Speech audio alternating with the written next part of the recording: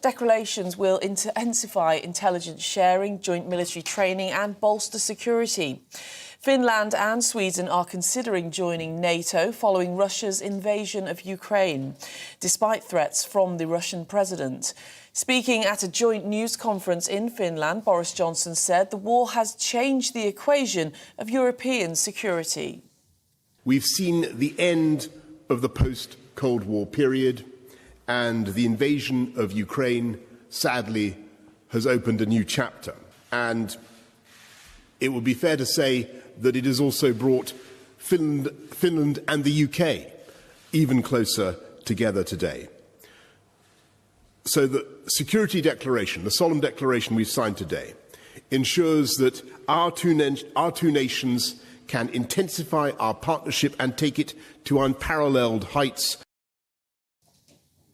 Ukrainian President Volodymyr Zelensky says the war with Russia would have been prevented if his country had been a member of NATO. He believes President Putin was motivated by the risk of seeing Ukraine join the military alliance. Sadly, unfortunately, NATO have not found a place for Ukraine within the alliance before the war. I'm absolutely convinced, and I have said it before, that if Ukraine had been part of NATO before the war, there would have been no war. I believe in this. Well, Ukraine says negotiations are underway to swap Russian prisoners of war for badly injured defenders sheltering in the Azovstal steel plant in Mariupol. Newly released footage shows smoke rising above the plant as shelling continues.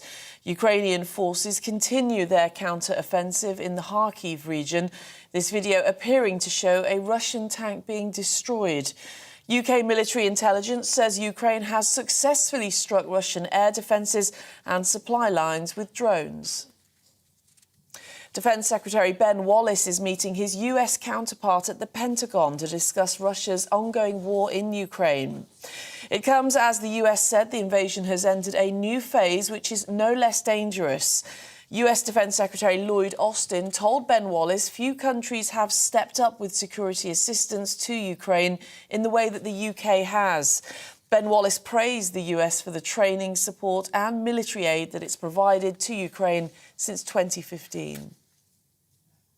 And the Prince of Wales and the Duchess of Cornwall have hosted the first royal garden party at Buckingham Palace since 2019. The Queen was not in attendance due to her ongoing mobility issues, but Charles and Camilla spoke to some of the 8,000 guests in attendance. Garden parties weren't held at the palace for 3 years due to the pandemic. Well, on TV, online and DAB plus radio, this is GB News. Now it's back to headliners.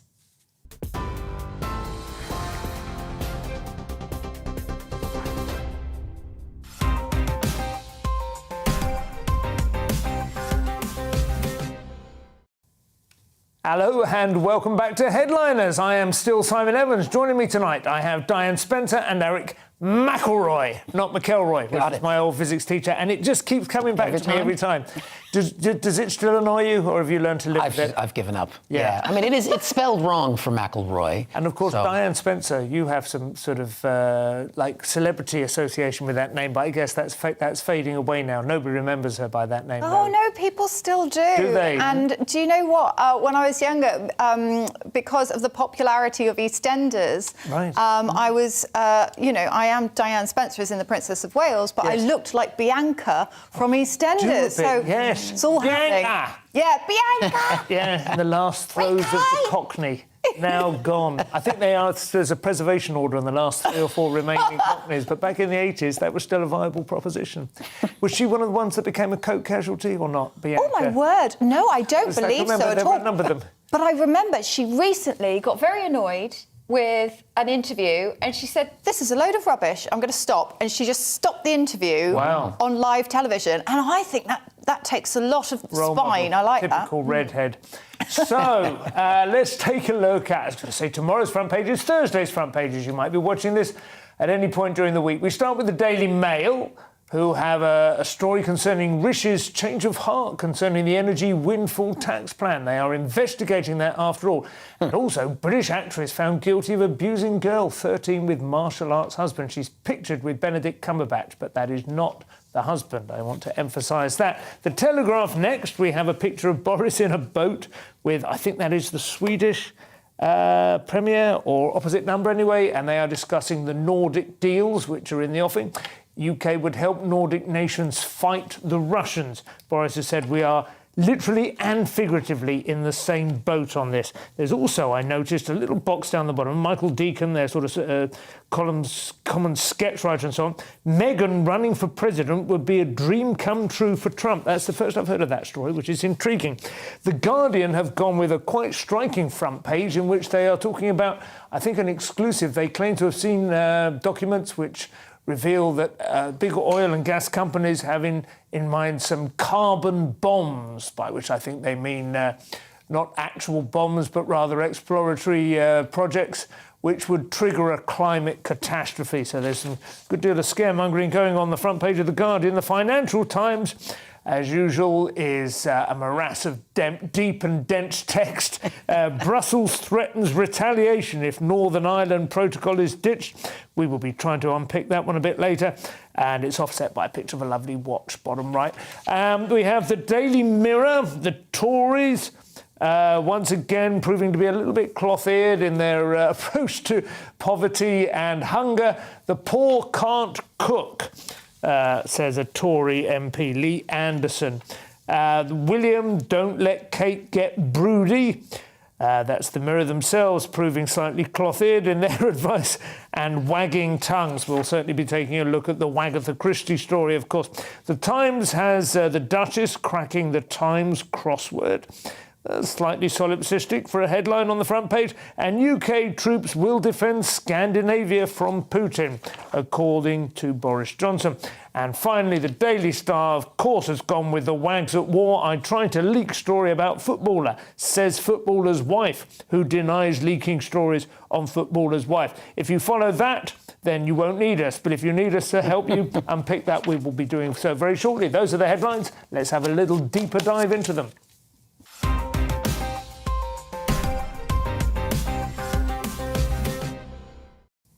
So we start with Thursday's Times. This is with you, Eric, and finally the wrong turn that we took in 1066 is being corrected. We are going back, turning back to our Scandinavian roots, it seems. And about time. Since I've done the DNA test, I am quite, my ancestry is English and Scandinavian, so this is a bringing together of my peoples. I'm very excited about that. But Johnson has vowed to defend Sweden and Finland against Russian attack, as he signed a major security pact linking the two countries as they examine whether or not to join the NATO family. Right. It's 75% of the people in Finland have suddenly realized that maybe NATO is a good deal, and about half that in Sweden are thinking about it. But in the meantime, this is a bridging agreement to cover that, just in case Russia decides that things are going well in Ukraine. So this is not an alternative to NATO membership. This would be like a kind of an entry level. Well, I think it's while they're going through the process of deciding, it's basically putting that commitment out there and throwing down the gauntlet. Yeah. And it just reflects. I mean, it's like dinner and lunch and maybe a city break or something before the initial flirtation. I mean, I love the idea of a little bit more of a union with Europe. That's right up my alley. A union with Scandinavia, I'd be bang up for that. Absolutely. It was that other shower that we didn't like. But the Scandis, I've always felt there's a natural kinship there. I don't know how familiar you are with our history. In 1066, there were three possible successors to Harold, who were all sort of vying for the throne, and William, of course, got it. And from that point on, our fortunes were inextricably linked with the French, which was, not really ideal, to be honest.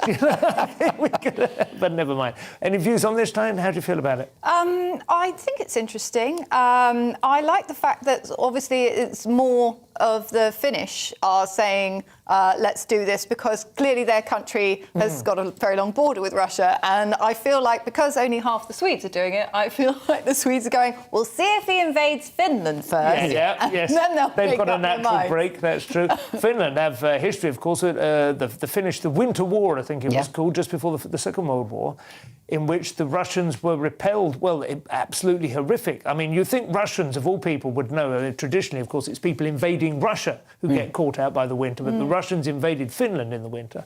There are still photographs you can find, just Google it, on the internet, of Russian troops literally frozen solid. It's weird. It's like some kind of, Ice Queen, Narnia type. Yeah, really terrifying. They completely underestimated the extent of the depth of the winter. Oh, you're making me cold. I'm cold in here. It was brutal. So, that's good. The next story is from Thursday's Telegraph. This feels like a minefield for a male presenter, so I'm going to let you do the jokes on this one. So, the band leader of Pussy Riot has fled Moscow disguised as a food courier. Fled? Fled, thank you. Sorry. Maybe it's because you were thinking of pussies with fleas. I don't know. Probably. I was just trying... She's de-fleed Moscow. She's very itchy, but she's got the collar on now. She'll be fine. So Pussy Riot obviously was a band that shot to fame after doing an anti-Putin protest in 2012 in the Cathedral. Then a year later, this woman who has escaped, Maria Olekina, I think it's pronounced, she was effectively under house arrest. Yeah. And she was going to be sent away to spend 21 days in a penal colony. Yeah. But she somehow... I mean, this is really exciting because you've got to bear in mind she's a musician. Yeah. So that's what she does. What do you mean, like a bit dim? Is that what you're suggesting? No, I'm not saying she's dim. I was saying that she's not like she can't help bursting into tunes.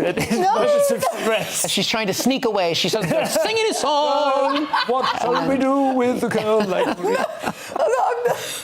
There's been some extraordinarily high-profile cases of musicians making a very good fist of escaping tyrannical regimes, as I hinted with that little burst of sound. But she's been helped with an Icelandic artist. Yes. So it's kind of like the artistic community are having to take their hand at sort of getting documents, driving people to borders. But she's pretending to be like a Deliveroo driver or something. Is that what she's come out as? Well, a food courier. So she sort of swapped the uniform of the food courier. But this is also the same mechanism by how her girlfriend escaped, also dressed as a delivery driver. And so I can't help thinking there's a lot of naked Russian delivery drivers sort of going, it happened again.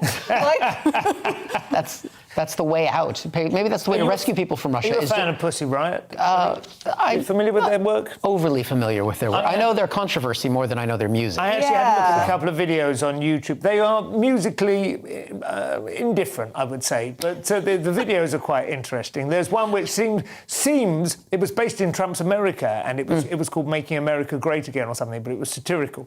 It seemed to be protesting against the exploitation of the sexual aspects of young women, such as those who are in Pussy Riot.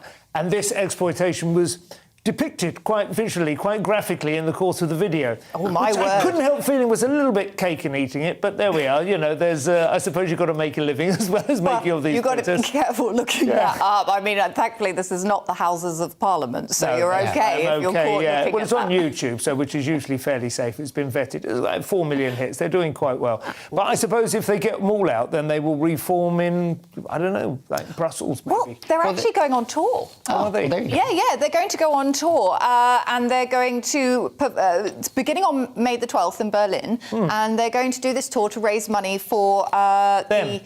No, well, they cover their costs, but then the people in Ukraine as well. These food delivery vans don't pay for themselves. Back to Thursday's Times now, Eric. Joe Biden has issued a stern murmur to Boris Johnson on Northern Irish protocols, which he's very familiar with, of course, ethnically. That's right.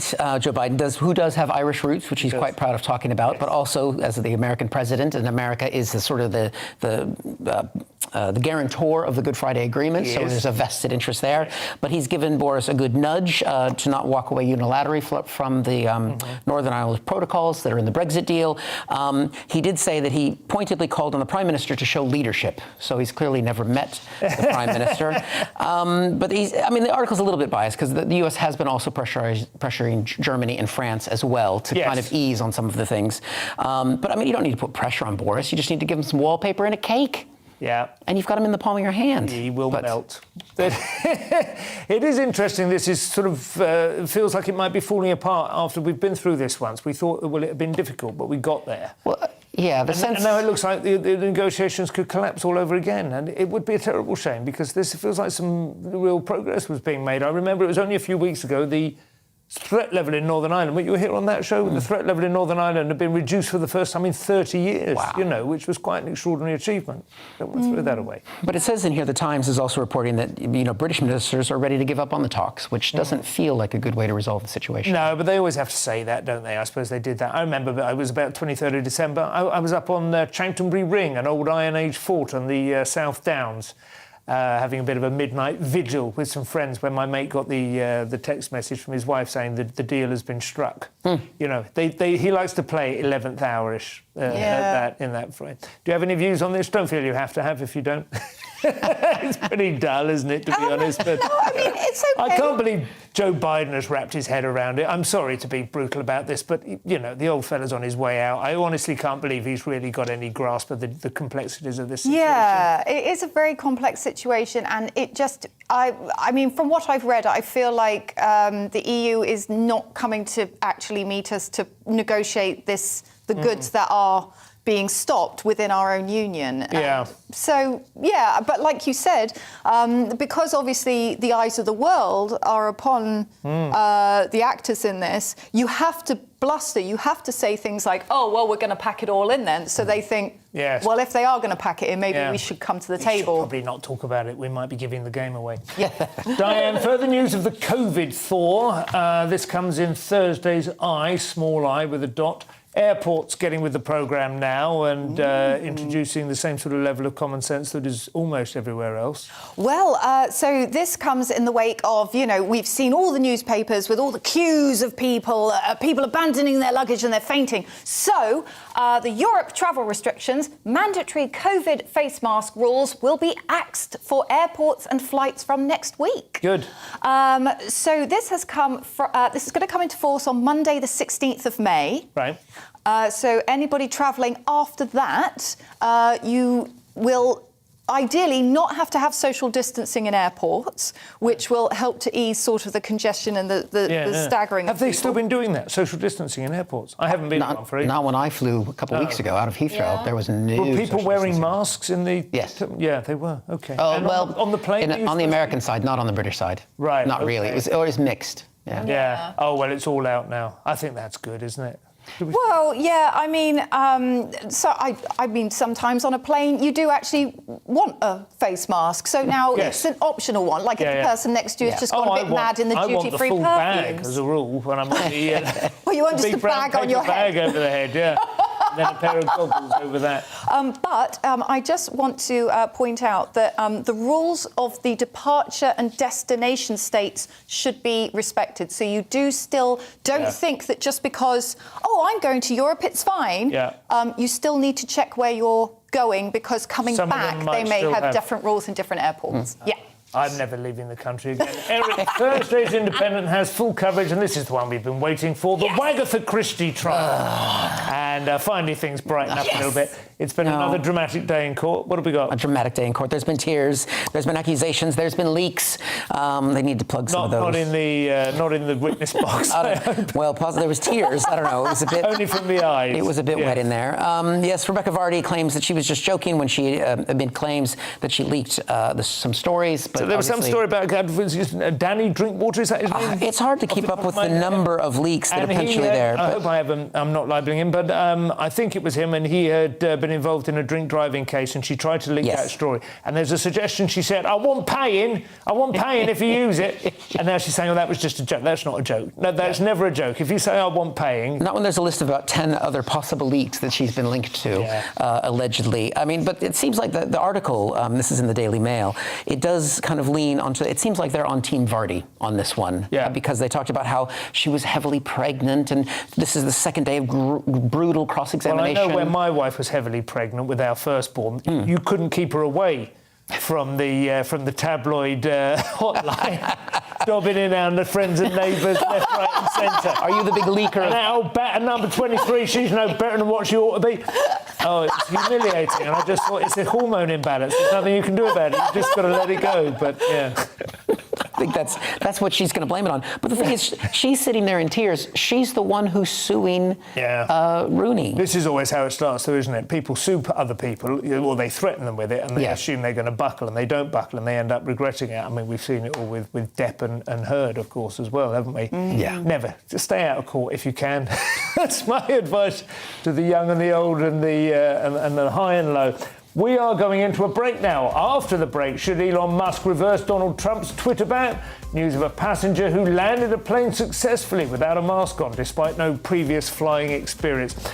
Don't go away. Buy these goods and services. We'll see you very shortly.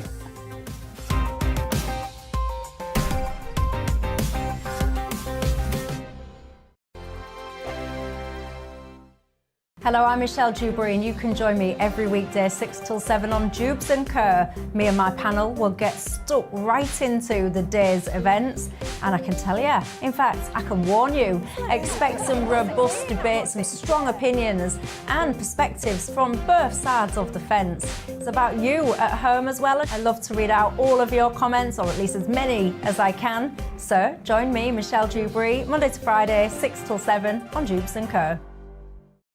On radio, they call it the drive time slot, 4 p.m. until 6 p.m. as listeners head home. It's that part of the schedule when the dust of the day's events begin to clarify, and we try to make sense of it for you. Brazier is drive time for radio and TV. It's fast, it's punchy, it's opinionated, there's a Brazier angle and a little bit of levity. That's the question. That's two questions, actually. That's Brazier, Monday to Thursday, 4 till 6 on GB News. Hello, I'm Patrick Christie's. And I'm Mercy Moroki. Make sure that you join us Monday to Thursday, 10 a.m. until midday, right here on GB News for To The Point. We're not afraid to talk about the topics that matter to you or the big topics that always matter. We cover absolutely everything, from the breaking political stories of the day to law and order, what's going on in the channel. We're not afraid to hold people to account. We always make sure we include your views on our show. Indeed, if you're thinking it, you can guarantee that we're saying it. So make sure you join the conversation with us, 10 a.m. until midday, Monday to Thursday for To The Point on GB News. I'm Dan Wootton. Join me Monday to Thursday from 9 to 11 for the feistiest and most fun news debate on TV, where free speech reigns. I'll bring you a sharp take on the day's biggest stories, bombshell newsmaker interviews, and A-list guests. And I guarantee you, no spin, no bias, no censorship, and no reason to go to bed. That's Dan Wootton Tonight, Monday to Thursdays from 9 on GB News.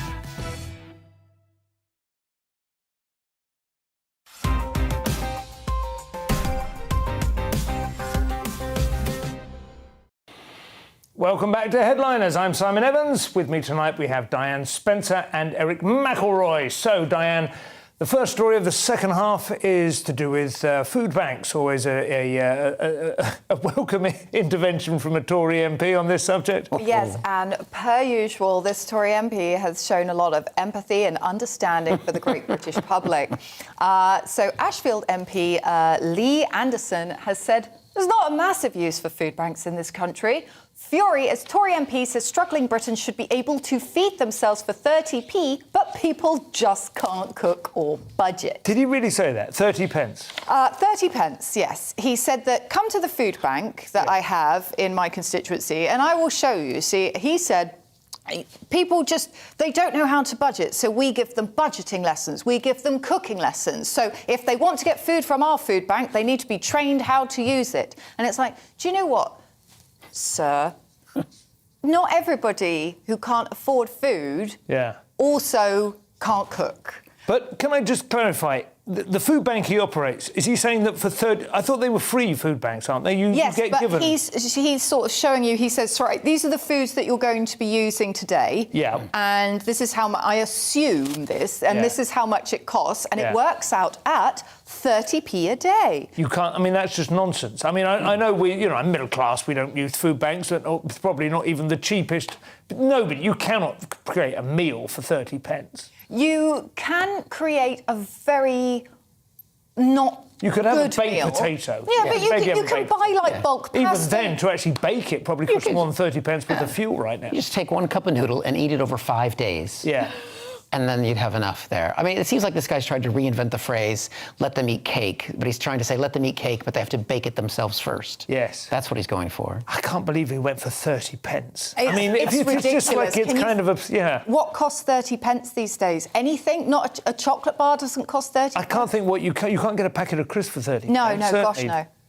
I honestly don't think I've seen anything for 30 pence in a shop for a very long... I mean, I guess if you bought, like, a big bag of rice, a serving of it might be 30 That's what he's talking about. He's talking about You can't live off that. You need to have protein and fat. I mean, you can't just live off simple carbohydrates. But also, it's the same meal every single day. Yeah. It's the same meal every single day. You will do, I'm not told, havoc to your digestive system as well. But it's just the fact that it's just so patronising coming from somebody who makes about 84 grand a year, and he's telling other people, oh, no, it's because you don't know what you're doing with the food. Oh, thanks, mate. Yeah, thanks a lot. Yeah, well, he's set his own cause back by some distance there, I would suggest. Technology ethics news now from Thursday's Mail. There's apparently a technology ethics expert. This is you, Diane, again? Is that right? Oh, yes. So, reversing the Trump Twitter ban will provoke a user backlash. Elon Musk warned. So, Elon Musk isn't the one doing the warning. No. He has been He's been warned. It's the passive voice, which always suggests that the person doing the warning isn't famous enough to warrant the story. Is that right? Should we find out who that person is? It should be warned by expert, which is usually what it is, isn't it? Yep. Well, this is actually Kirsten Martin, a professor of technology ethics. Let's go through that. A professor of technology ethics. Yes. Ethics. So the as in morals, not as in the only way is... yeah, OK. Technology ethics. I'd like to see what that looks like. The only way and to see Elon Musk get invested with that. That's like Silicon Fen, but out in Silicon Estuary. That would be cool. Well, go on. What has he said? What does he think will happen? Well, she is saying that... she, sorry. Well, I'm assuming it's a she. Now they allow women to be professors now. Mocking the first female professor of technology ethics to break through the ethics glass ceiling. She's saying, oh, well, if Musk is concerned that many people were upset that Trump was banned, he should see how many more people would be upset if Trump was not banned. It's like, yes, but the whole point is that Elon Musk is trying to bring back debate and argument and discourse. Now, of course, you know, when you're inciting people to violence, that is problematic. But sort of Elon Musk is bringing in the idea of semi-bans, like not a full-time ban. You basically get put on the naughty step for a bit. You're not allowed to use Twitter for a bit. The sin bin. The sin bin, exactly. There was a woman, I think, again, a representative of PEN, which is the anti-censorship organisation. Did you see that? This was a quote in the story. A free speech campaign so group. She was like saying, so what has changed? Do we now have a lower threshold for inciting violence? Yeah. Well, it was quite interesting. A journalist who I like very much, Stephen Daley, wrote in The Spectator today. He gave quite a long list of examples of other tweets which are every bit as much inciting violence as Trump's. Trump made 2 tweets in the immediate aftermath of the 6th of January invasion of the Capitol, whatever you want to term you want to use. Insurrection. And I would imagine that would be your preferred term, Eric. That's yes, what it was. I call it, carnival.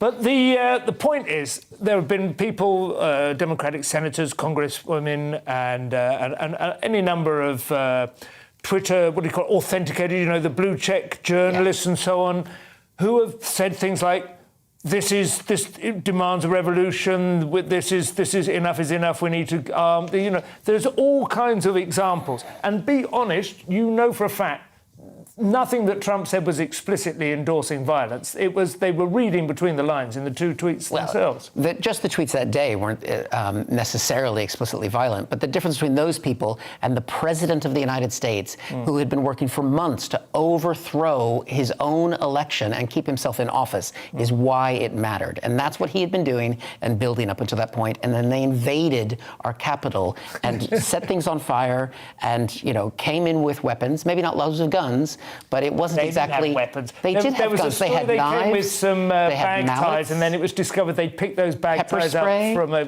Come on, It was. Behave yourself. You know it was an absolute con job. They stood back and let them in. They didn't even have a single police officer on the door into the building. It was a con job led by the President of the United States. No, it was a con job led by the establishment who were luring them in so that they would have a plausible right to be able to say, oh, my God, can you see what's happened? Oh, bless. Why did they allow those guys in when the Supreme Court was surrounded by people who wanted to protest against Roe v. Wade, which hadn't even been overthrown yet? There were like 12-foot high barriers all the way around the court. Why wasn't there even somebody on the door? Why was the door not locked? Why did the security officers stand back and literally gesture them in? But why did that happen? Wait a minute. You are now talking about an event that has happened post this event.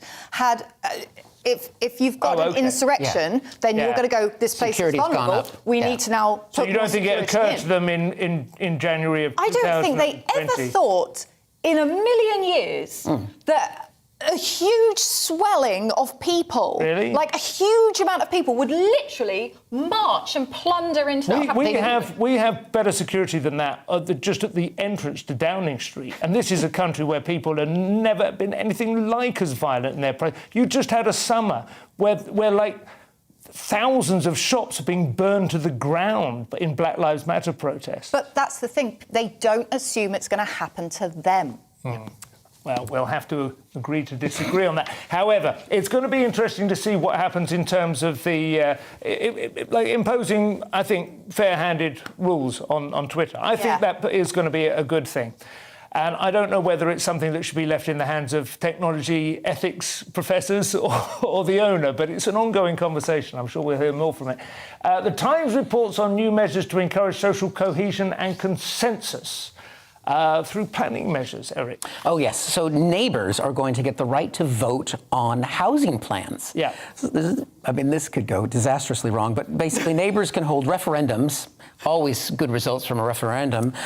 I'm going to start on that. But basically, you can vote on the style and the size of the house that is going to be in your neighborhood. You can vote on the conversions, yes. Loft conversion sorts of things. And they're going to have street votes on these sorts of things. I mean, because you know the old saying about good fences make good neighbors. I'm imagining a good street vote leads to bins getting tipped over.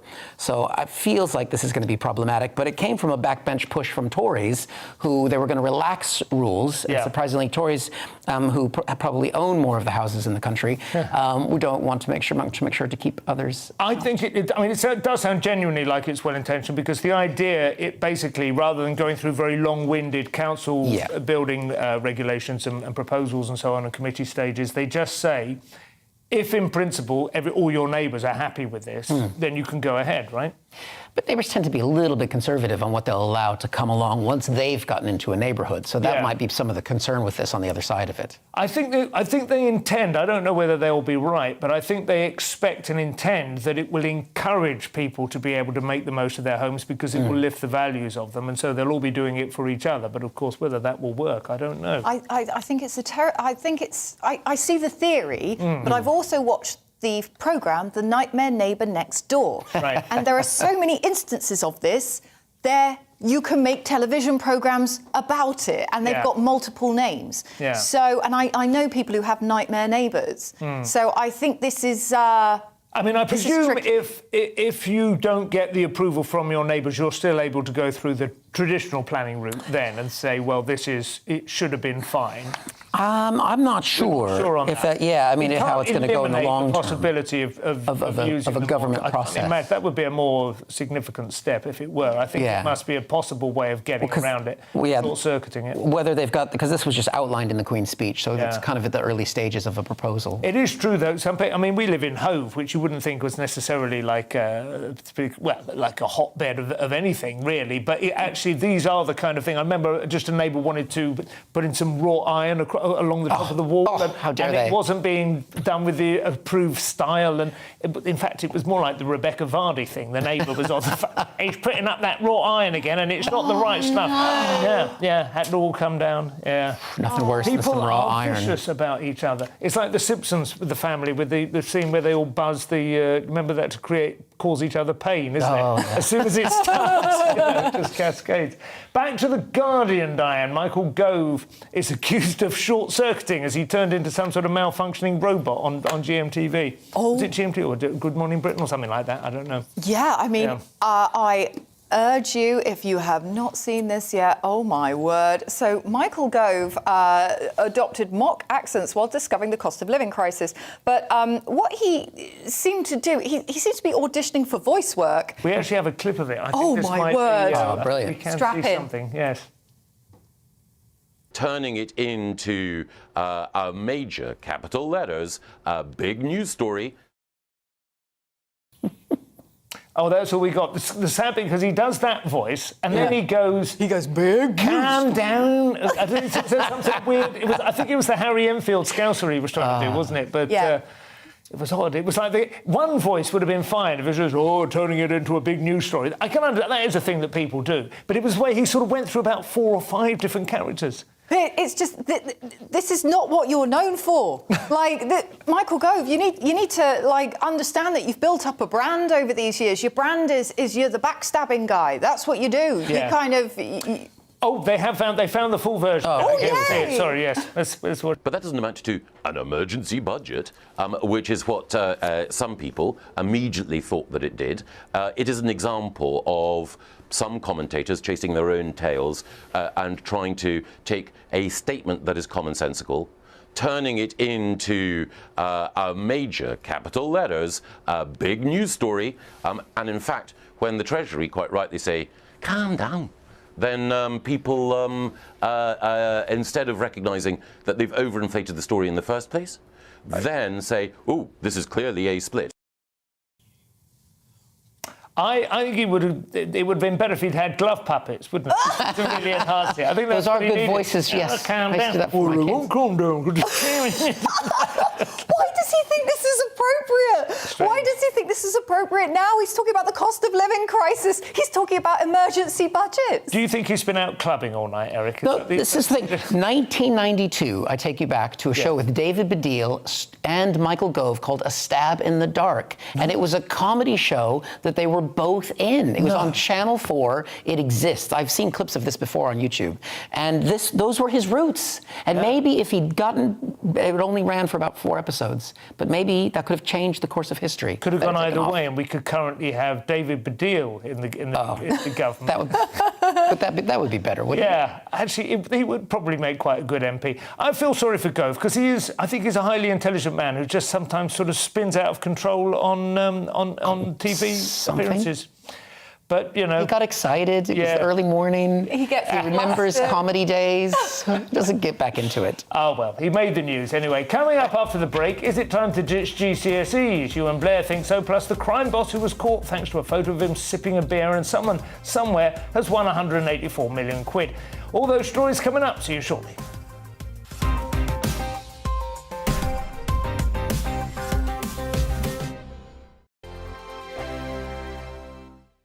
Hello, I'm Michelle Dewberry, and you can join me every weekday 6 till 7 on Jubes and Kerr. Me and my panel will get stuck right into the day's events, and I can tell you, in fact, I can warn you, expect some robust debate, some strong opinions and perspectives from both sides of the fence. It's about you at home as well. I love to read out all of your comments, or at least as many as I can. So join me, Michelle Dewberry, Monday to Friday, 6 till 7 on Jubes and Kerr. On radio, they call it the drive time slot, 4 p.m. until 6 p.m. as listeners head home. It's that part of the schedule when the dust of the day's events begin to clarify, and we try to make sense of it for you. Brazier is drive time for radio and TV. It's fast, it's punchy, it's opinionated, there's a Brazier angle and a little bit of levity. That's the question. That's 2 questions, actually. That's Brazier, Monday to Thursday, 4 till 6 on GB News. Hello, I'm Patrick Christie's. And I'm Mercy Moroki. Make sure that you join us Monday to Thursday, 10 a.m. until midday, right here on GB News for To The Point. We're not afraid to talk about the topics that matter to you or the big topics that always matter. We cover absolutely everything, from the breaking political stories of the day to law and order, what's going on in the channel. We're not afraid to hold people to account. We always make sure we include your views on our show. Indeed, if you're thinking it, you can guarantee that we're saying it. So make sure you join the conversation with us, 10 a.m. until midday, Monday to Thursday, for To The Point on GB News. I'm Dan Wootton. Join me Monday to Thursday from 9 to 11 for the feistiest and most fun news debate on TV, where free speech reigns. I'll bring you a sharp take on the day's biggest stories, bombshell newsmaker interviews, and A-list guests. And I guarantee you, no spin, no bias, no censorship, and no reason to go to bed. That's Dan Wootton tonight, Monday to Thursdays from 9 on GB News.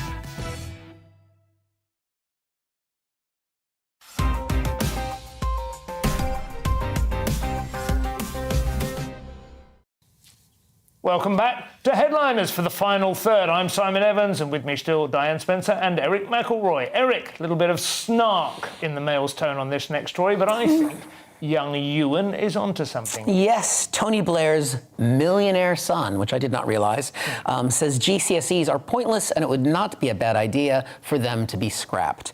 So basically he said that there's other ways of learning, there's more dynamic things to happen than going on to university, which was his father's big push, was to really push people into the universities back in the day. Yeah. The thing I love about Ewan being back in the story for GCSEs, he's the young lad, if you remember, that after his GCSEs got a little bit tipsy and was found by the police in a ditch, and when he was picked up, gave someone else's name, if I recall, and it was national. It was right after I'd moved to the UK. One day he is biased against them, yeah. Well, it was one day right after I moved to the UK, and a story like that in America would have been the downfall of a politician. Yeah. But here in the UK, you find a 16-year-old in a ditch, and you went, he's done his GCSEs, hasn't he? He's fine. Are you sure that was, and that wasn't his A-levels, GCSEs? I'm pretty sure it was his GCSEs. Yeah. So I think that was, this is not entirely germane to the story, but I do remember there was a sense with Tony Blair that he had a viable family, that was quite a big part of his appeal, and I think it was quite nice. I think people, if I remember rightly, Sherry gave birth while he was Prime Minister. He had a fourth child, didn't he? Was it him or Cam? After that story about they went to some country house weekend, and it was leaked from his diary or something that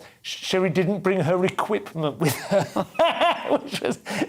Somebody was thinking exactly what that amounted to. Yeah, but his kind of fecundity and the fact that they were living almost like a sort of Tolstoyan, enlarging family with a bit of chaos and maids and governesses and two viable careers, that was all part of their charm. I think Ewan is actually continuing that. Well, I think it's excellent that I think he's right. Arguing back. Yeah, because having a daughter go through GCSEs, and I didn't come through this system, the focus and the pressure on these exams, and I think how you cannot, over the COVID, we trusted our teachers to grade our children. We trust our teachers to teach our children. Yeah. We should trust them to give them grades as well. And the weird thing is about the GCSEs, because part of the switch from O-levels, which I took in 1981 or something, to GCSEs was that GCSEs was more about coursework and so on, and so you weren't supposed to be subjected to this hideous amount of pressure at the last minute. Now that, to some extent, has arguably favoured some kind of people over some other kind of people. Among other things, it seems to favour women over men. But there is a sort of sense now that actually they've got the worst of both worlds, because although it's not all on the exams, they still have loads of mocks and practice exams, and they live in a constant world of stress. Totally on the instead of being able to enjoy it, I do think something needs overhauling, and we need to be a lot less credentialised. We need to be a lot more open-minded about what might be a well-rounded, educated person. Do you have a view on this, Diane? I do. I think that children should not be forced to stay in education longer than they need to be, because I knew lots of children and it was just torture for them when I was a secondary school teacher. And I think... Very self-deprecating of you to say so. But I think that the fact that we have the internet means that you can actually go into really interesting avenues of self-discovery and self-propelled learning, which might not fit into this national curriculum. And he made some really interesting points about social mobility. So, I think it's a good article. I think it's worth reading. I think there's definitely a lot more options than people are aware of at the moment and thinking, no, there's no alternative. I'll get 50 grand in debt, come out with a useless degree after 3 years of, it's not even as much fun as people think it is, university. It's all right.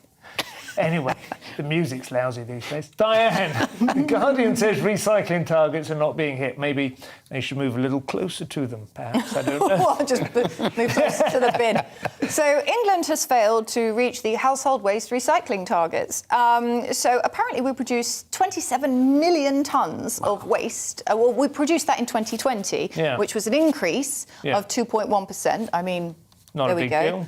But most household waste, if you think about it, is made up of food, paper, cardboard, glass bottles and plastics. Right. Now, this is obviously a key thing, because I don't know about you, but every time I cook something, every day I spend in my kitchen, I know I've got a little pile of stuff that I'm recycling, and that pile exists every day, and every day it goes into the bin. So I don't know.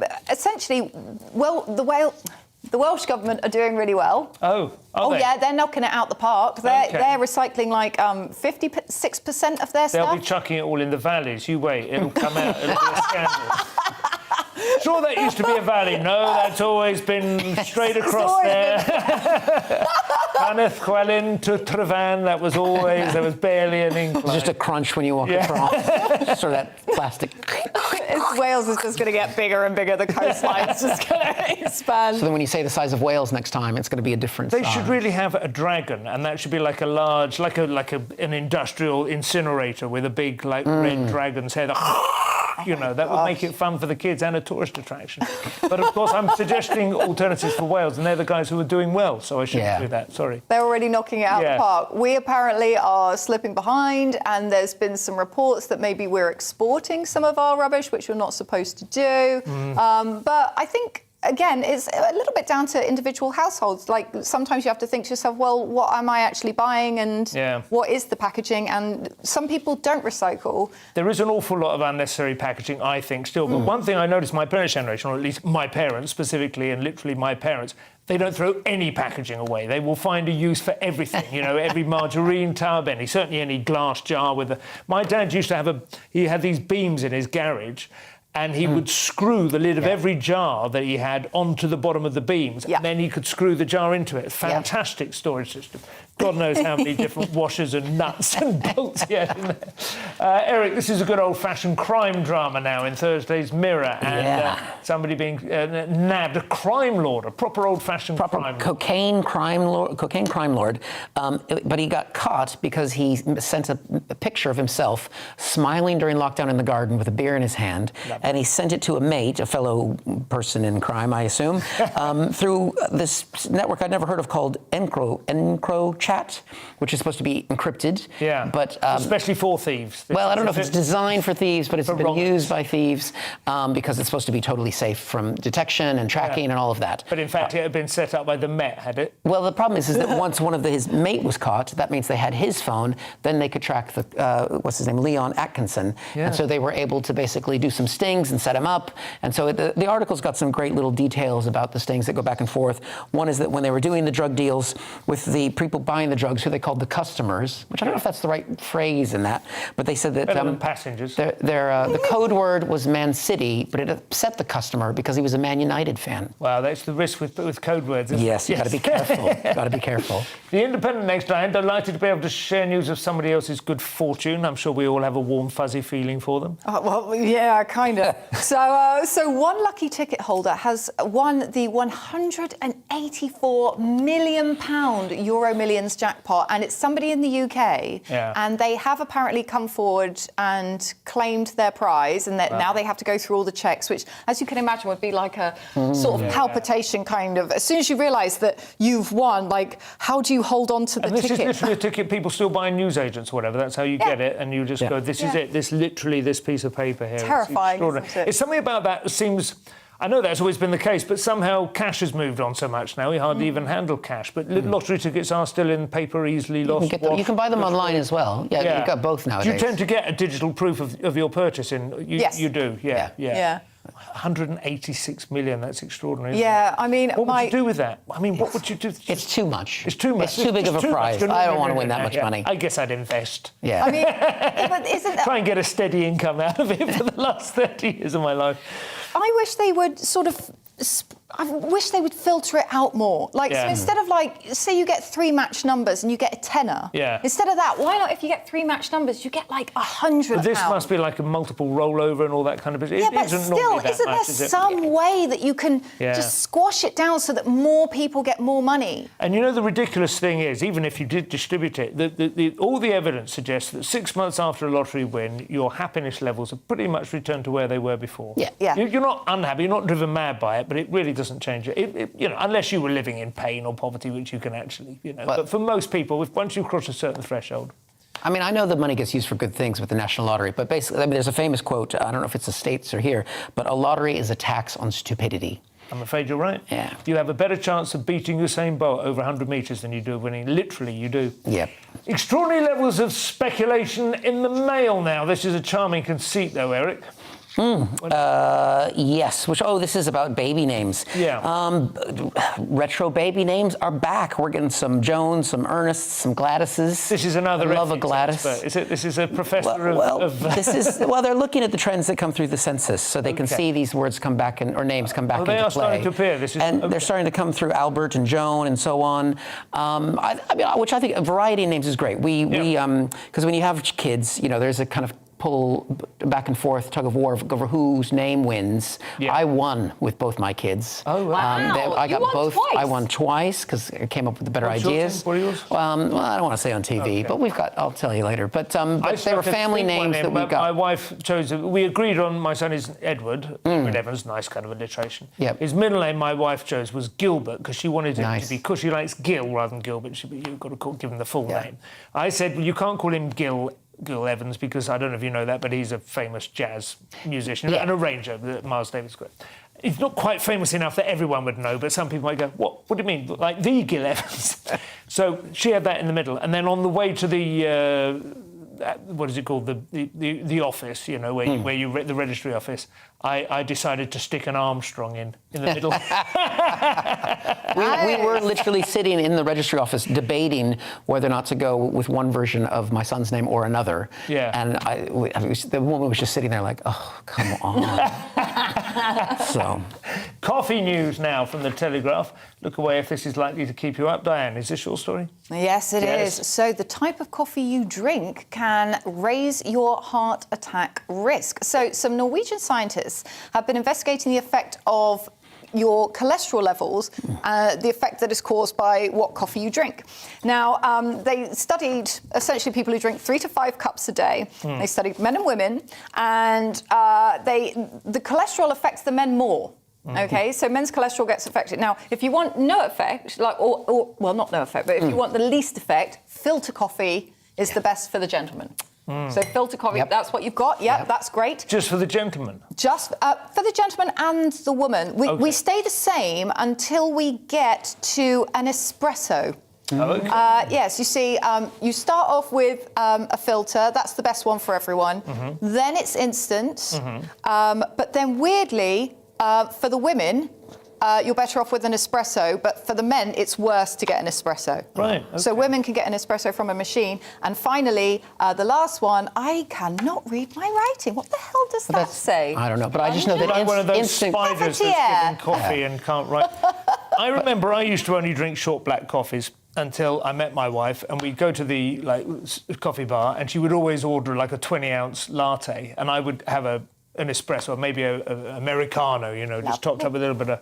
And I went, right, I'm ready to go. And then I'd have to sit there for 20 minutes while she sucked them. So I switched to that. I don't know if that's good for your heart, but it certainly put loads of weight on. I mean, some of these things are the size of a you know... Well, if I can give any message to the British people, instant coffee is not a cup of coffee. I mean, the first time I came to this country and I got an instant cup of coffee, I was like, you're kidding me. It's a wartime artefact, but it is a source of caffeine. In fact, quite a lot of caffeine in instant, generally speaking. It's the room not stuff. coffee. You might have to get used to it because the Arabica beans are being killed by climate change. That's true. You'll be knowing that. This next story from Thursday's Mirror sounds like an interesting policy at W.H. Smith. I didn't manage to read this story properly, Eric, so perhaps you can explain. So a W.H. Smith worker didn't win the lottery, but she did win £125,000 because her boss basically set her up so that she had to come into work on a Saturday when she didn't have care for her daughter. Right. She was a single mum, and she said, look, I can't do the Saturday shift because I have no one else to watch my kids. It was kind of well covered with him, and he basically insisted that she come in, so then she had to apply for permission. How old was the kid? 8 years old. So not old enough to leave alone. Bring them into the shop, it's fine. Well, but then you need special health and safety permission, and have you been in W? No. Love all those magazines with the free comb and stuff. Exactly. Just stick them with the sweets, and the kid will be fine. You know, I mean, I don't know. My kids are in my car right now. So, you know, when you're working, I mean, it's talking about provisions for single parents that they need this kind of support, and W.H. Smith should have put that into place to help. They certainly should. They have sticky carpets as well. These two things might not be separate. Yeah. We've got a couple more to try and squeeze into the end, so we're going to skip straight on to this story from the Metro, which seems to crop up every couple of years, rewriting Baa Black Sheep, but this time it's not about race. No, this is fantastic. The vegans are rewriting Nursery Rhymes, which is wondrous. They've rewritten Baa Black Sheep and Three Blind Mice, and in Baa Black Sheep it's now, can I have your wool? No, sir, it's mine. See what that is? It implies that it's a sort of master-slave relationship, whereas in fact the original, that he's saying, no, this is like the correction, no. The sheep is refusing to trade. Trade is the route to prosperity across all species. Well, the sheep actually gets a pretty good deal, generally speaking. A sheep would struggle to make a living for itself in this country without the farmers' assistance, don't you think? Dogs to keep the wolves off, all that sort of thing. It's been a fairly kind of interlocking, interdependent relationship. I don't know, I imagine, Eric, you're... I mean, these kind of stories, when Peter are trying to rewrite Nursery Rhymes, this is when, you know, the obsession with wokery, I think, is a bit too much, but this is a good case where it is, they're right. Yeah, they are maybe just being provocative, though, aren't they? Yeah, they're not right to I'm not saying they're right to revise these things. I'm saying they're wrong, and this is where woke. This is insane. Having said that, you know, sheep have a rough life. You know, in the sheep dip and everything. I don't know. You know, maybe I could argue devil's advocate. We think of sheep, you just see them like nibbling grass out on the, you know, beautiful countryside in the Lake District. Oh, when I think about sheep, I get hungry. They are the full package. Go on, Diane. What do you? No, I was just going to say, I mean, you know, where does it end? Because I thought of all the nursery rhymes I heard when I was a child, like Jack Sprat could eat no fat, his wife could eat no lean, but we don't body shame people. Like, it just starts to become ridiculous. That should be the first target for the vegans. Well, that is all we have time for. Thank you to my guests. Headliners returns at the same time tomorrow. I will be back here alongside Scott Capurro and Nick Dixon. My thanks to Eric and Diane, who have been wonderful guests this evening. I think that looks like a wool jacket, but you got away with it, Eric. You're resplendent in cotton. We'll have that beard off you. Thank you very much. See you again tomorrow night. Cheers. Thank you.